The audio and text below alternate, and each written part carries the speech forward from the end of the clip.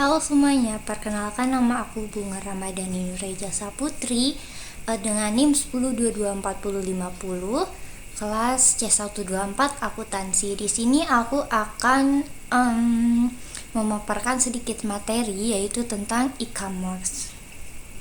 Nah, apa sih e-commerce itu? E-commerce adalah aktivitas jual beli suatu barang ataupun jasa yang dilakukan secara digital itu melalui internet gitu. Dalam e-commerce, seluruh proses transaksi mulai dari memilih produk, pembayaran hingga konfirmasi pembelian pun dilakukan secara online menggunakan teknologi ataupun internet. Jadi tanpa harus pergi ke toko offline-nya gitu. Platform yang paling sering digunakan yaitu diantaranya adalah Shopee, Tokopedia, Lazada, ataupun website-website toko online lainnya gitu. E-commerce juga sangat berkembang pesat ya untuk zaman sekarang karena memberikan banyak kemudahan. Terus penjual juga bisa menjangkau ke seluruh berbagai negeri, bahkan ke pelosok gitu ya, ke pelosok pembeli dari maaf. E-commerce saat ini sangat berkembang pesat karena memberikan banyak kemudahan. Penjual bisa menjangkau pembeli dari berbagai macam titik negara, bahkan daerah-daerah terpencil tanpa harus membuka toko offline gitu. Jadi daerah-daerah terpencil juga bisa membeli barang-barang tersebut gitu.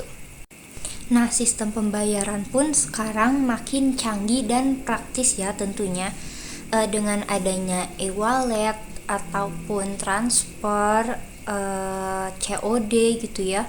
Terus selain itu e-commerce juga biasanya dilengkapi fitur promosi seperti voucher diskon, flash sale, dan free ongkir yang membuat transaksi itu semakin menarik. Terus namun ya, e-commerce juga memiliki tantangan, yaitu keamanan transaksi yang harus tetap dijaga agar data pribadi itu sendiri tidak bocor kepada orang yang salah. Terus pembeli juga bisa saja mendapatkan barang yang tidak sesuai, jadi harus pintar-pintar saja untuk memilih gitu, memilah-memilih. Ataupun bisa mengalami suatu penipuan jika tidak berhati-hati.